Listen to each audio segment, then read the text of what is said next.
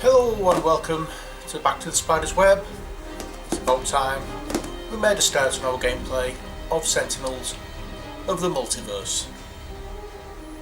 So let's have a bash, see how we get on. This video is just going to be basic run through of the characters we're going to be using, the villain we're going to be using, the environment we're going to be using, some of the basic rules. Most of the rules we'll cover as we're playing. So let's get started, shall we? Now, I know oh dear, Black Belt Gaming, Robert from Black Belt Gaming has done a series on this, as has Doug Herring. I don't want to use the same characters that they have. Also did a gameplay of this on Board Game Geek TV, I think it is. So as I said, I don't want to use the same characters, I don't want to use the same environments. So what we're going to be doing this time is, as you can see, we have all our environments and villains here and our hero characters here. I don't know why I've turned it round, because it's the same on the other side. I think you just get a better view of it from that side. I don't know. Anyway, let's see what we can do anyway. Okay, first of all, I'm definitely going to be using the Wraith. Just because she's my favourite character in this. Every time I play with the Wraith, so I'm going to be using the Wraith. I'm also want to use where's she gone? Where's she gone? Where's she gone? There we are. Unity, one of the characters from the mini expansions. So I'll use two girls. I will also use Mr. Fixer, who is a character from the Rook City expansion, and I will use the other character from the mini expansions, the Scholar. So they're the ones I'm going to be using as hero characters. As far as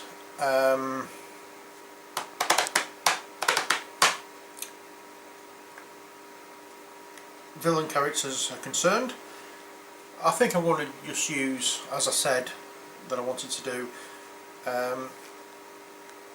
when I got him, I'm going to use Ambuscade, which was the first, I think, of the villains that I bought as a mini expansion. And as for environments, we have Rook City, Realm of Discord, Tomb of Anubis, Pike Industrial Complex, The Final Wasteland, Insula Primalis, Megalopolis, Ruins of Atlantis, Wagner Mars Base. Well, that's it. Okay, so we've got those. Right, well, I know that Robert at Black Belt Gaming did Insula Primalis. I cannot for the life of me remember what Doug Herring did on his, but I'm thinking of going for the Ruins of Atlantis. I've not played this one, so it might be interesting. I will keep out the instruction book, which has the turn order on them. The Rook City and Infernal Relics is just basically a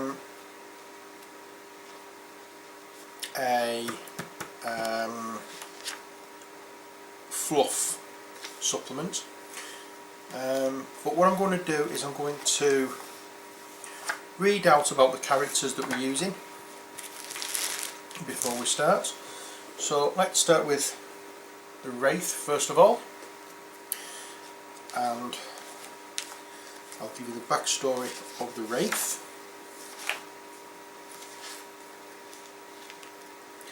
Highly focused from a young age, Maya Adriana Montgomery excelled in school, graduating with degrees in both engineering and mathematics at the age of 17. Walking home from grad school one night, Maya fell victim to random gang violence. Her boyfriend was killed and she was hospitalised for weeks. Upon recovering, she vowed to never be a victim again. Leveraging her family's wealth to hire trainers from many disciplines of combat, Maya began patrolling Rook City at night as the Wraith, protecting those in her city who could not protect themselves. As a surprise graduation present, her parents gave her the reins to Montgomery Industries. Now Maya must balance two lives: by day, the world's youngest CEO; by night, the protector of Rook City and the Freedom Five's fourth member. So she's the female equivalent of Batman. Next we'll have Unity, whose bio we don't have because it was on the card.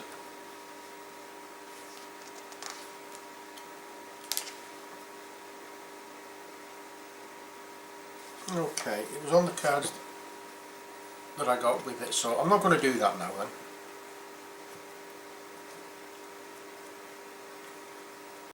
So what we have is our 4 hero characters: the Wraith, Unity,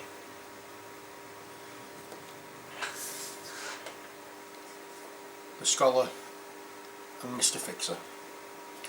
We have our environment deck rather, and we have our villain deck. Okay, I don't have the extra large villain card, so we won't have to make do with this. So let's go through some of the basic rules. The idea is, I'm going to be playing these upside down.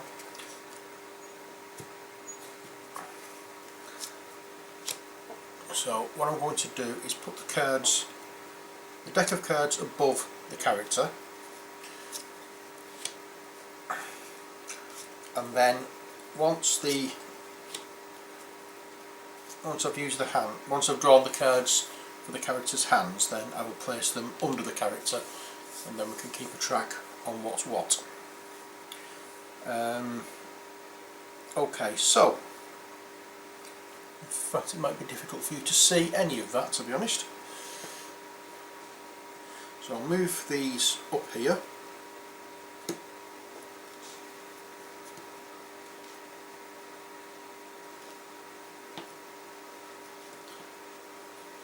It's not what you'd call a good layout, unfortunately, I'm afraid. It's just what we're going to have to put up with. I don't have much room in here, and I don't think I can't raise the camera any higher, but so we're just going to have to make do with what we can. Okay, so first of all we need to set up the game. So at the start of the game I put Ambuscade's villain character cards into play, superhuman side up.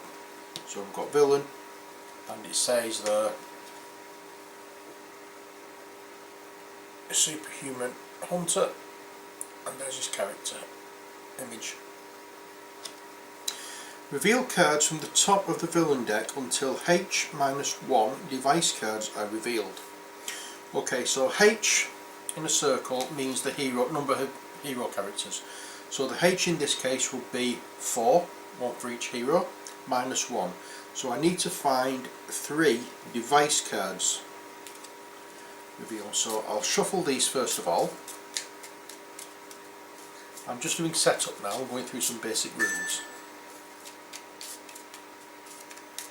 Okay, so we give them a shuffle and we go through cards from the top of the deck until 3 device cards are found. Okay, we have a device card. Oops. We have a device card.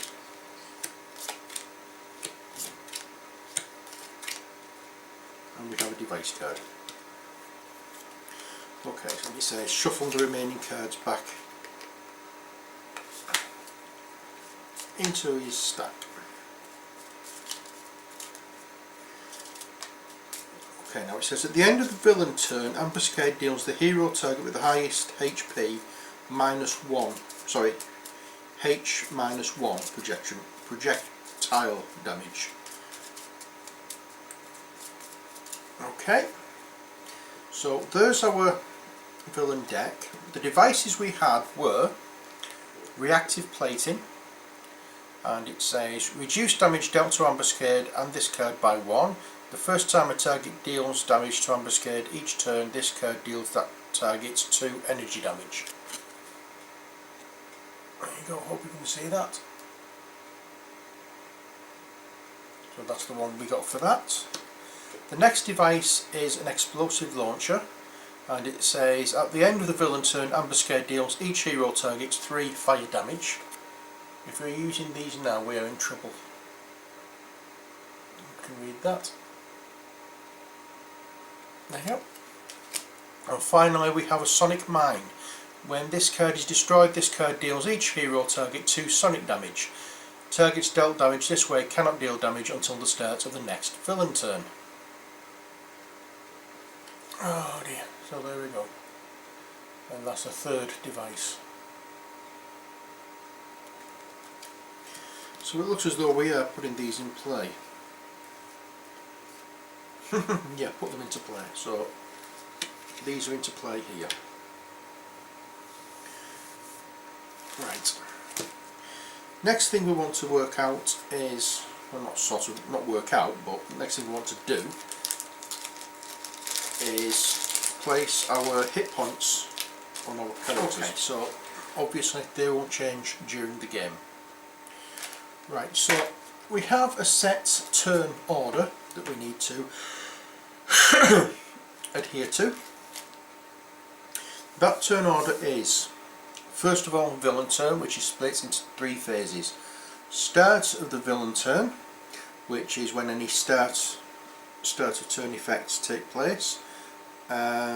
We don't have any at the moment, so we can just ignore that for the time being. Next is play, so I turn a villain card over.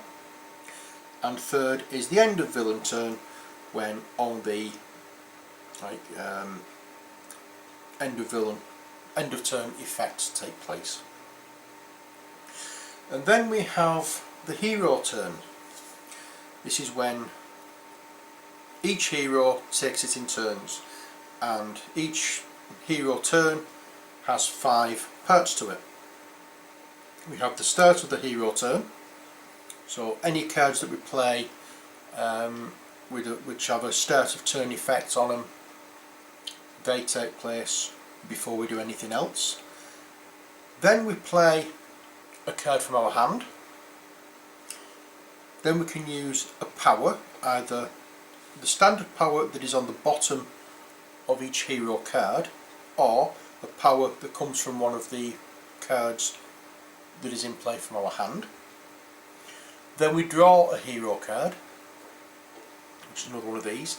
Now if we don't draw a card, if we don't play a power card, and I'll start this one again. If we don't play a card, and we don't use a card, or use a power rather, we can draw 2 cards at this point, not 1. And then finally it's the end of hero turn, where any cards that have any end of turn effects take place. So we do those sequence of 5 for Wraith, then Unity, then the Scholar, then Mr. Fixer. Then it's the environment turn, and the environment turn is exactly the same as the villain turn, where we use the start of environment turn, which for the first turn you won't have one because there's no cards in play. Then you will play an environment card, which is simply just turning a card over, and then any end of environment turn effects will then take place. And then back to the villain phase, and we do it all again. So it's just one big circle, as games usually are.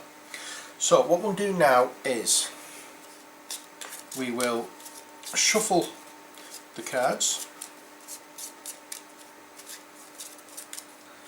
and then we will take the appropriate number of cards for each.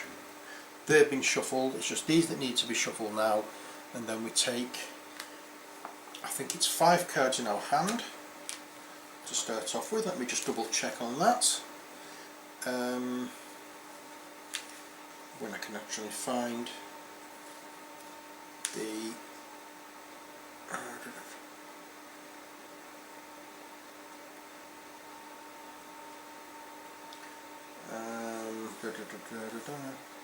game setup.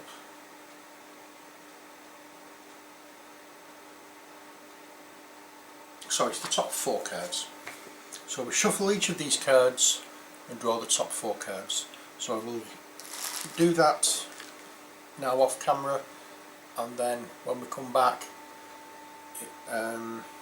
it will be turn number 1.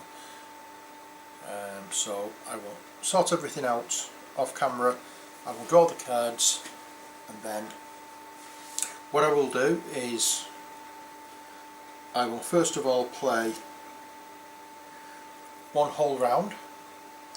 Then when we get back to here, I will play the villain card, Wraith, Unity, Mr. Fixer, sorry, the Scholar, and then for Mr. Fixer I will show you the cards and you can pick what we're doing next.